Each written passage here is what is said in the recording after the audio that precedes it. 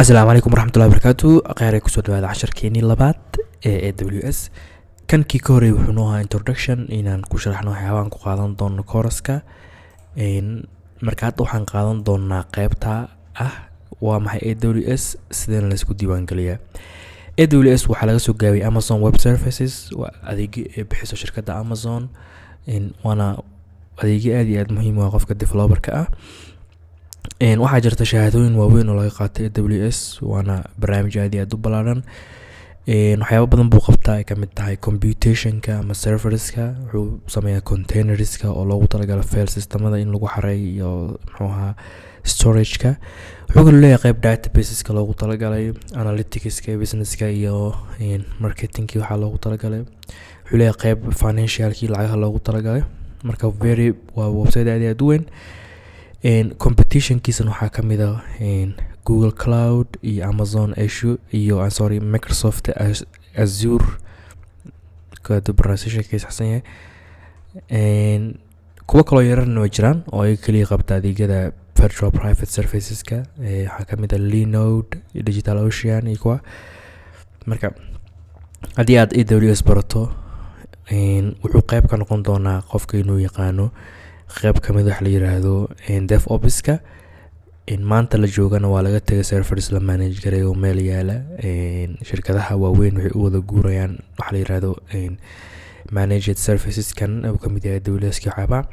shirkadaha waaweyn isticmaalaan waxaa kamid ah shirkado billions of dollars sameeya. ugu weynta Netflix imika ma lahan servers meel yaala oo physical oo ay manage gareyso. dhammaan serviceska Netflix isticmaasho waxaa weeye services meel ku hosting gareysan oo AWS dhex yaala. marka waxaa laga yaabaa AWS inay intaasoo billion oo dollar Netflix ka qaado si ay u manage gareyso serverskeeda. marka caqabada ugu weyn uu leeyahay kan waxaa kamid ah in aqoon badan buu u baahan yahay. ani intaan arkay virtual private serverska AWS-ka waa kan ugu featureska badan. taan caqabad bay keenaysaa waxaa weeye haddii wixii featureskiisa bataan aqoon badan waa lagaga baahanaysaa u fahamto. waxay kugu qaadanaysaa inaad wax badan isku xirxirto si aad website u sameyso. sababtoo ay waxay sameynayaan domain name-ka ama DNS system-kana meel service gaar bay ka dhigayaan. serverkii service gaar ay ka dhigayaan. storage-kii Amazon S3 service gaar ay ka dhigayaan. CDN-kii cloud wax noocaas ay leeyihiin qasagana gaar weeye. marka waxaas dhan waxaa la doonayaa inaad isku wada xidhiidh intaad sameyso. waana wax u baahan inaad si fiican u fahamto. so waxyaabaha ku baran karta waxaa kamid inaad sameyso horta wixii oo ka shaqeysiiso. hadii kale weligaa haddii lagu baro oo aad theory ahaan u barato way adkaanaysaa inaad wixii keento. marka course-kan waxaan ku sameyn doonaa inaan sameyno website shaqeynaya, domain name-ka aan ku xidhno. xitaa waxaan isku dayi doonaa HTTPS inaan u sameyno domain name-ka oo isagana meel gaara yaala. waxaas oo dhan waan ka shaqeysiin doonaa insha Allah marka kusoo dhawaada casharkeena labaad weekan. so AWS waa kaa waxaan sameyn doonaa inaan marka xaggaa sare taabanaan create AWS account. wuxuu kaaga baahan doonaa inaad haysato email iyo account name. so ani email aan sameeyaa jiro loo Kobci University jaamacad aan soo wada weeyay insha Allah mar dhow gmail.com. wuxuu noqon doonaa account-ka isticmaalan waxaa tirahaa Kobci University account name hadduu space-ka naga diidayo kaas isticmaalana. okay so marka verify email baan dhihi doonaa. emailkeenu code noogu soo dirayaa. code-kan sugi doonaa. marka hadda noo soo dhacay email code-kan baan qaadaynaa. waxaan geysan doonaa AWS sign up console page. think copy uu naga diiday markii hore.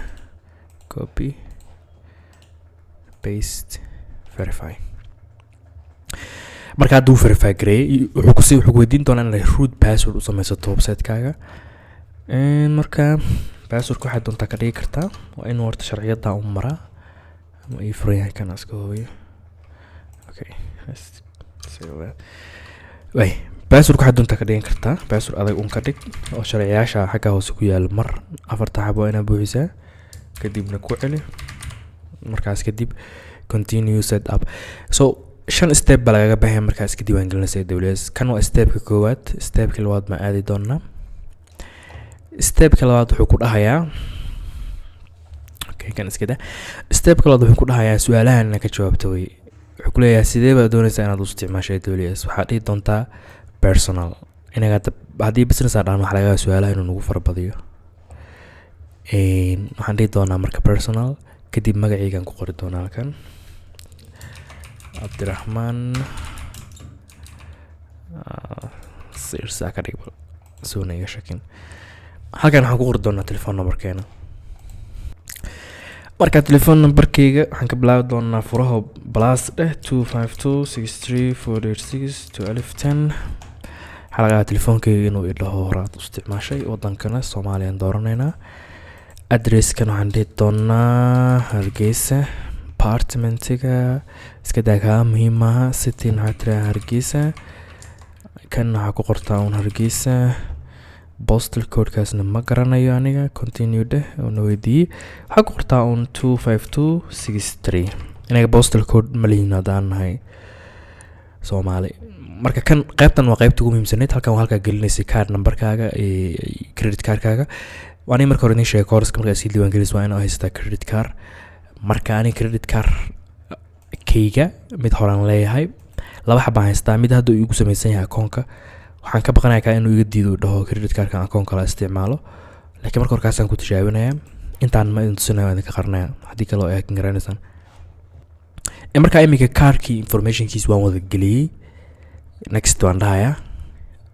waxaa laga yaabaa inuu cardkaaga check garay in lacag ku jirto. haddeertaan wuu dhaafay kayga. waxaan samayn doonaa inaan doorto identity. wuxuu doonayaa inuu caddeeyo qofkaa tahay. markaan waxaan ka baqanayaa xagga inuu igu qabsado because account horaan ku lahaa account horaan ku lahaa. marka waxaa laga yaabaa inuu garto oo dhaho horaa u samaysatay, laakiin waan tijaabin doonaa. marka hore telephone numberkaygaan gelinayaa. marka telefoonka saa u geli furaha halkaa hore kugu qoray. numberkaaga 6 un ka bilaabo hadduu 61 yahay, hadduu 63 yahay. kadibna waxaa gelisaa codeka yar 4SZW83. bismillah. hadda marka telefoonkaygu usoo diraya code number la doonaya inaan halkan geliyo. code numberku isoo diray 9. step 5 kii u dambeeyay hadda noo haray. halkan waxay weydiinayaa ma u baahan tahay inaa marka AWS wuxuu bixiyaa service lacag lagu qaato oo support ah. haddaad doonaysid in haddaa company oo kale u baahan tahay kan hadday cilad kugu timaado ama akoonkaaga wax ku dhacan si degdeg lagu caawiyo, marka kan buu ku siinayaa. haddaad doonaysid animika mid aan company u hayo, midkan baa ii furan. waxyaabo fiican uu leeyahay, support fiican haddii wax kaa qaldamaan oo kale markii waa lagu caawinaya. laakiin inaga hadda taa ma u baanin. haddii lacalaad company wax u samaynayso oo kale isticmaali kartaa. so complete silent baan oranaynaa. sida uu nooga dhan yahay surfacekii AWS-ka. marka haddeertaan sida arkaysaan congratulations, thank you for setting up an AWS. we are activating your account which will take minutes. waxaa laga yaabaa inay waqti yar qaadato inta akoonkaaga la dhammaystirayo setupkiisa. waxaad heli doontaa yidhahdeen email markuu dhammaado setupka. haddii halkan aad taabato waxaad tegi doontaa wax la dhaho management console oo ah qaybta lagu manage gareynayo ama dashboardka laga sameynayo shaqooyinka AWS. marka halkaasaan taabanayna email inoo soo dhacaan eegno.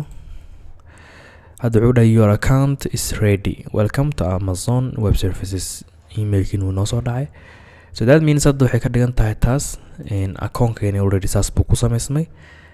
marka wuxuu doonayaa inaan login sameyno si aan u galno. marka hadda waan galaynaa si login baan sameynaa. laba loginkiisa Amazon markaa galaysid waxaad booqan doontaa sign in, halkaas signin.aws.amazon.com ama haddii aad timaado aws.amazon.com qaybta sare ee waxaad taaban kartaa loginka. markaad login sameynaysan 2 option buu ku weydiinaya inaad root user tahay iyo inaad IAM user tahay. labadan wax ku kala duwan waxaa weeye anaga hadda root user baan lahaa anaga iskala akoonka. haddii aan doonayo qof kale oo inuu akoonka ila manage gareeyo waxaan u sameynayaa user la dhaho IAM user oo awoodiisu yar tahay oo waxyaabo badan aan sameyn karin. marka inaga hadda kan root userkan ku galaynaa. emailkeena wuxuu noqonayaa kobciuniversity@gmail.com. marka next waan dhigi doonaa. passwordkii markii aad u samaysatana ku galaysaa halkan. marka inta sameyso wuxuu ku geyn doonaa dashboardkaagii. sidaa way kaaga dhantaa hadda sign upkii AWS. imika waxaad kusoo biirtay waxaa tahay AWS user oo dhammaystiran gabadhe. Marka hadda baasurkeyga safarsanayaan si aan u ilaawin dhow. Marka baasurkeyga uu save garaysan yahay. waxaan rajeynayaa muuqaalka ka faa'iideysateen. Hadda casharkeeni qaybtan waa inoo dhamaatay what is AWS iyo sida la isku diiwaan geliyo. Marka waxaan rajeynayaa inaad fahamteen sharaxaadii koobneed ee AWS kan ku sameynay iyo sidaan isku diiwaan gelinay. waxaan doonayaa inaan summary yar ku sameeyo laakiinse sign up ka dib ma u sameyn karo because already waan soo diiwaan gelinay mugtahay isaga. laakiin waxaan sharaxaad yar ku sameyn karnaa serviceska AWS ay qabato. hadda halkan wuxuuna dhahayaa wuxuu doonayaa inuu nayra fahamsiiyo qaabka website-ka u shaqeeyo. Marka next iska dhigan Canadian iska dheh surfaceski baan tegi doonaa. marka surfaceska tagto halkan wuxuu ku tusinayaa waxyaabihii u dambeeyay booqatay. halkan wuxuu ku soo taxayaa waxyaabaha surfaceska ay bixiyaan. hadda all surfaces taaban wuxuu dhan buu safna soo gelinayaa from A to Z. A buu ka bilaabayaa waxa ugu dambeeyo X oo X-ray ah. So waxaan ujeedaan oo dhan waa surfaces ay bixiso AWS. waa crazy marka eegto si u fara badan yihiin. So hadda EC2 aan fiirino. EC2 waxaa la yiraahdaa Amazon Elastic Computer 2. kan waxa uu ku siinayaa computer dhan oo dhameystiran inaad sameysan kartid online. waana qaybo badan oo free nu leeyahay. hadda waxa awood u leedahay haddii card numberkaaga ku shaqeynayo banki cardkaaga inuu ku siiyo qayb free oo weligeed iska isticmaasho sanad ku shaqeysa computer oo aad hosting ku sameysan kartid. marka teeda kale Amazon waxyaabaha uu qiimeeyo waxaa kamid ah la dhaho zoneska. mar walba inaad iska hubsaa zone ku dhowna isticmaasha. tusaale imikaana waxa inoogu dhow hadda Virginia isticmaalaya. waxa inoogu dhow Africa oo South Africa ah oo isticmaali kartid hadda ka tahay timinka isaga dhan meel cusub nageynaya. so server ba sameeyay hadda waxa lagu host gareynayaa serverka ku yaala South Africa. hadda continue dot Virginia aan ka soo guurnay imika waxa u guureynaa South Africa. okay marka hadda ma enable gareysna ana enable dhaha Africa. where is it? okay Middle East Africa. yes we disable gareysan yahay marka hore ana enable traha session tokens mix enable unde. sababtoo ah waxa laga yaabaa wuxuu yiri AWS recommending using a regional security token and the point is to reduce latency.